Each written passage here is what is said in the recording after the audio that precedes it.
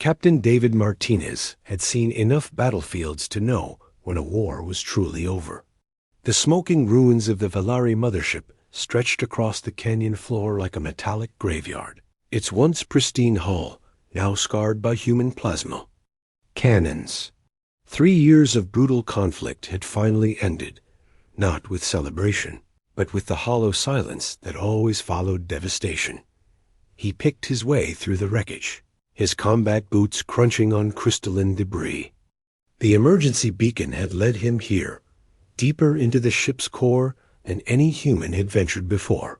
His squad waited at the perimeter, but something about this mission felt personal. The beacon's frequency matched no known human technology, yet it called to him with an urgency he couldn't ignore. The corridor ahead glowed with bioluminescent panels, their alien script pulsing like a dying heartbeat. David's translator struggled with the text, offering fragments. Sanctuary, last hope, forgive us. The air grew thicker as he descended, heavy with the scent of ozone and something floral he couldn't identify. The throne room opened before him like a cathedral of living metal. Organic curves blended seamlessly with technological precision, creating architecture that seemed to breathe. At its center sat a figure that made him pause, his weapon lowering involuntarily. The Valari Queen was nothing like the monsters from human propaganda. She was tall and elegant, her chitinous exoskeleton shimmering with iridescent blues and greens. 4 arms moved with fluid grace, while compound eyes reflected the chamber's ethereal light. Most striking were her features, somehow both utterly alien and undeniably feminine, beautiful in a way that transcended species. She looked up as he approached, and David felt something shift in his chest. Her eyes held depths he hadn't expected, intelligence and sorrow, intermingled with something that looked disturbingly like hope. "You came," she said, her voice a harmonious blend of tones that his translator rendered in perfect English. "I was." Not certain humans possessed such curiosity. David kept his distance, rifle ready but not aimed. "Your beacon brought me here." "Why?" The Queen's secondary arms gestured to the chamber around them. "To witness the end of my people. To understand what your species has accomplished." She paused, tilting her head. "To ask for something I have no right to request." "We didn't start this war," David said, though the words felt hollow. He'd seen the footage of first contact, the miscommunication that had spiraled into decades of bloodshed.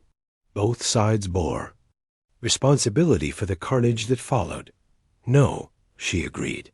"But you finished it. Your kind possesses something we never understood until too late." She rose from her throne, moving with liquid grace.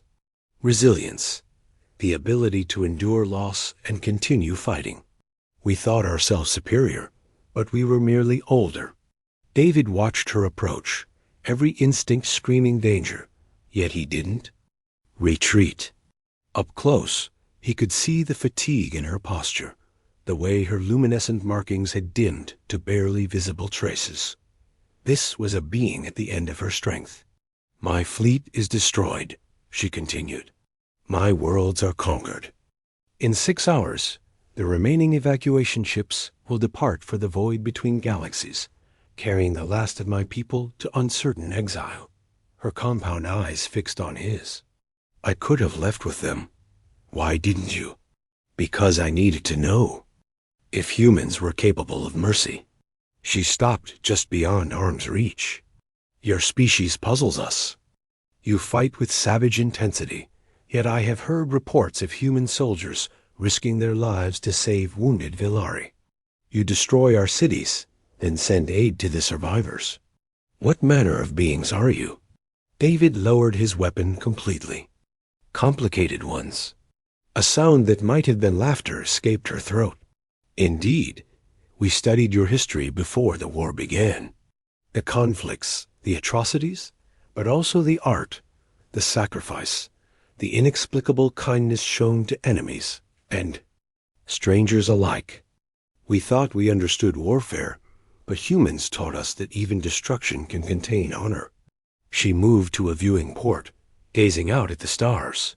I have watched your kind for 3 years of conflict. I have seen farmers become warriors, and warriors weep for their fallen enemies. You terrify me, David Martinez, but you also fascinate me in ways I cannot explain. David started at hearing his name. You know who I am? The human who held a dying Villari child while our medics worked to save her. The soldier who negotiated the safe passage of our civilians from the Kepler colonies. Yes, I know you. She turned back to him. Just as I know you will honor what I am about to ask. The weight of her gaze was almost physical. David found himself stepping closer, drawn by something beyond tactical curiosity. What do you want? Stay with me, she said, her voice dropping to barely above a whisper. Not as captor and prisoner, but as witness to what we were. In 6 hours, when my people's ships disappear into the cosmic dark, I will be the last Villari in this galaxy. I do not wish to face that moment alone. The request hit him like a physical blow. Your Majesty, Lyra? She interrupted. My name is Lyra. In my language, it means Song of the Dying Star. Fitting, do you not think? David studied her face, searching for deception or trap, but found only a profound loneliness that resonated with something deep in his own soul. How many nights had he stared at the stars, wondering if the war would ever end, if he would survive? To see peace? How many times had he faced the possibility of dying alone, far from home? My squad will be looking for me, he said finally. I have already sent word through diplomatic channels. You are here under terms of honorable parley, discussing the details of our final surrender. Lyra's expression softened. Though if you choose to leave, I will not stop you. I offer no threats or bargains, only an honest request from one soul to another. David holstered his weapon and moved to stand beside her at the viewing port. In the distance, sleek evacuation ships were already beginning their exodus, their running lights like dying embers against the starfield.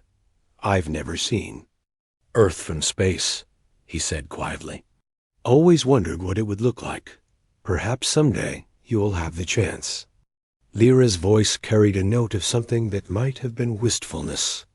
Your species has a gift for finding beauty in the darkness. It is perhaps what I admire most about you. They stood in comfortable silence, watching the last ships of an ancient civilization fade into the cosmic night. David felt the weight of history settling around them, the end of an era and the beginning of something unprecedented. When the final transport vanished beyond the system's edge, Lyra placed one of her hands against the transparent aluminum of the viewport. It is done, she whispered. I am alone. David looked at her reflection in the glass, then at his own. Two beings from worlds that had spent years trying to destroy each other, now sharing a moment of profound transition. Without conscious thought, he placed his hand beside hers on the cool surface. No, he said quietly. You're not. The alien. Queen held his gaze and whispered, Stay with me. ... please. And in that moment, David Martinez knew that the real story of humanity's greatest victory was just beginning.